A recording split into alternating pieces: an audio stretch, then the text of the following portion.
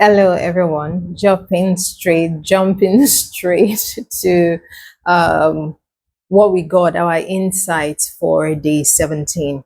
Day 17, we read Joshua 20 to Judges 7. So, through these chapters, we begin to see the settlement of the Israelites as the tribes begin to settle in their land and the struggles they face. So 20 starts with explaining again or talking again about the city of refuge. As we know, there were certain cities that were allocated and created for people who accidentally kill anyone so that they could run to these cities to escape from the avenger of blood. Avenger of blood is the closest male relative of the person who has been killed. As we know, we're still in the era of an eye for an eye, a tooth for a tooth. If you kill somebody, you die. But they also understood that accidents could happen. Someone could be chopping wood and his axe head flies and it lands on someone's head and it's death. But families, many times, they don't want to understand that. They just really just wanted to avenge their family members. So if that happened, you accidentally killed someone, you could run to the nearest city of refuge or the whatever city of refuge you feel you want to be at. And you had to stay there until you could face like a ruling to determine whether you were innocent or you did it deliberately. And you had to stay there until the presiding priest at that time died. It really was a very interesting arrangement. So 6 of these cities were appointed across Israel. So we see that the section kind of ends beautifully by saying that not one of all the Lord's good promises to Israel failed.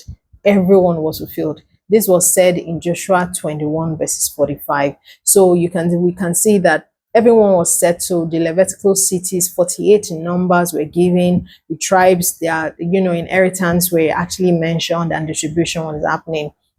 So the Western tribe, the second thing we see is that the Western tribes return home. If we recall, Reuben, Gad, and the half tribe of Manasseh at the beginning had been the first people that were given their land by Moses. But the rule was they would not, or they were not allowed to settle in the land until they helped the other tribes fight and conquer. So it's like you are journeying on the road, you get to a land you're like, Moses, this is what we want to stay here. And Moses is like, it will not be fair if you guys settle now. Or everyone understood that really it will not be settled, it will not be fair if a tribe settles and then they are leaving the rest of the tribes to go on their own, which means they have less, soldiers to fight and take over the territory. So they say, you know what, no problem.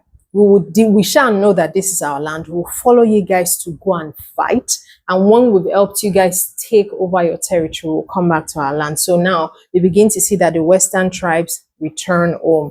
That's the tribes of Reuben, of Gad, and the half, tribe of Manasseh. And then when they settled, they got news when these tribes went back and returned to their land. They got news that this tribe had made an altar in the Jordan.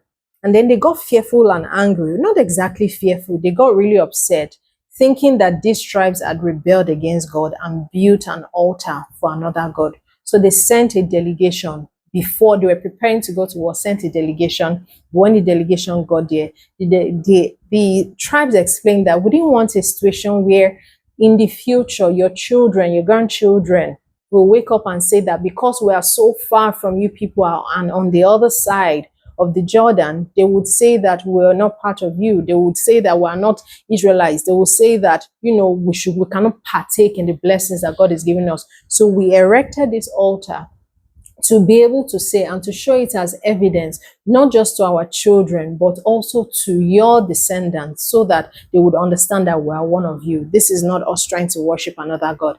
And that appeased them. They went back and everyone kind of lived in peace. Then we'll also see Joshua's, farewell. By this time, Joshua is old. By chapter 23 to 24, we see that Joshua is now old. He gathers all Israel's leader, reminds them again of God's faithfulness, what God has done to them.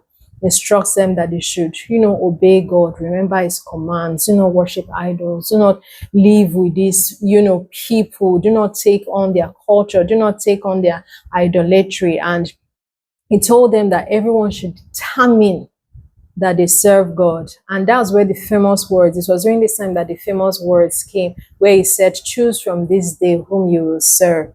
And he said that as for me and my house, we would serve the Lord. Such a powerful word. And then at the start to the end, we actually start to see, as we enter into Judges, we actually start to see the beginning of the Judges era. So after Joshua's death, God began to raise judges to rule over, excuse me, to rule over Israel. Each tribe really had to drive out the inhabitants or people that were inhabiting the land. So they kind of needed someone to point them in the right direction, because the Israelites were just all over the place, all over the place. So we saw the first judges from Judges 3. That was Othniel, Ehud, and Shamgar. Othniel was Caleb's nephew, and he delivered Israel from the Cushite, from the Cushan Riz time. That's an interesting name. Then we see Ehud. The Bible made sure they mentioned that it was left-handed. So you must have known that it had to have been a big deal that it was left-handed. So Ehud was a left-handed Benjamite. He assassinated Eglon, which the Bible also made sure they described as a very fat king. Very interesting, daring deliverance. Then we saw Shamgar. Shamgar defeated 600 Philistines with an ox god, showing God's power through unlikely and a very unlikely instrument.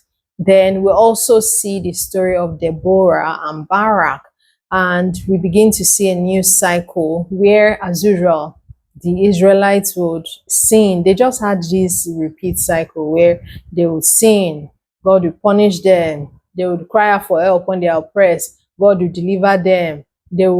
It was so, and then they go back again. It was cycle after cycle. Deborah was a prophetess and a judge. And then she summoned Barak to go into battle with, to go to lead the battle for Israel. But Barak hesitates and said that, you know what, I can't go to battle without you. And it's very interesting because in an era where it was mostly men that were leading, it was interesting to see them understand the power or the rulership of, Deborah. And she agreed and said, you know what, I will go into battle with you, but understand that God will give the victory or win this victory through the hands of a woman. And Barak said, you know what, I really don't mind. And in chapter 5, the Bible records the song of Deborah. She sang a very beautiful song after they won that battle. And then we see in Judges 6 and 7, Gideon's call. Gideon's call is very, very interesting because Gideon was a very fearful person. When the angel of the Lord appeared to him, he was threshing wheat in a wine press. And we can see how Gideon, just didn't believe, and he kept on fleecing. No, do this. He was asking for multiple signs. Okay, if it's you, do this. Oh yeah, God, if it's you, do this. And the Lord actually indulged him, did, everything he was asking for. And we can see, his growth, how from a very fearful man, Gideon ended up being one of the very good rulers of Israel. And it was beautiful to see. So my key insights for this is that, number one, God's promises are thorough and he finishes what he starts. And why am I saying it? It says that after all the wars, the record closes by saying that not one word failed. Do you know what it means to say not one word that God gave them failed? The lesson is that God's words are not poetic.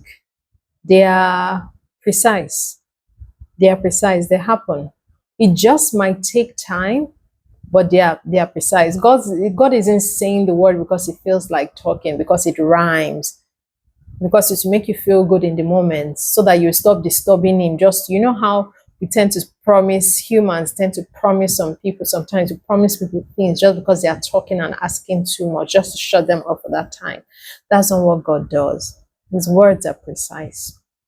Number two, compromise is a seed for future captivity. Even despite all the warnings, we would see, as we read that chapter, you began to see that many of the tribes were not fully destroying the people that God asked them to destroy. Many of them were cohabiting with them. They started to live with them. They didn't drive them up out completely. And you can clearly begin to see the beginning of, what would I call now? What would I call it? The beginning of tolerance that led to decay and compromise and their cycle of sin. The lesson here is that partial obedience is still disobedience.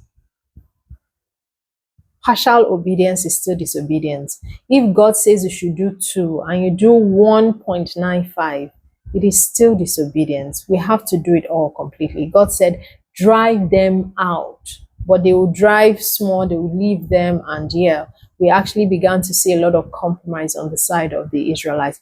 And the last insight is that God uses usually the unlikely and what we may call the weak. We see it scattered all around it. We see him use Deborah, a woman in a patriarchal culture. God used Deborah.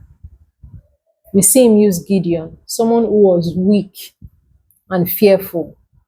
Do you see, many times the least or the people we least expect are the people who God are like, you know what, that I see what others don't see. I look at the heart. You can even learn it from the life of Moses. Very unlikely, initially very unlikely candidates. And when we look at the end of these people and compare it to how they were when God chose them, we cannot usually relate it. And that is the end of our insight for day 17. See you in day 18.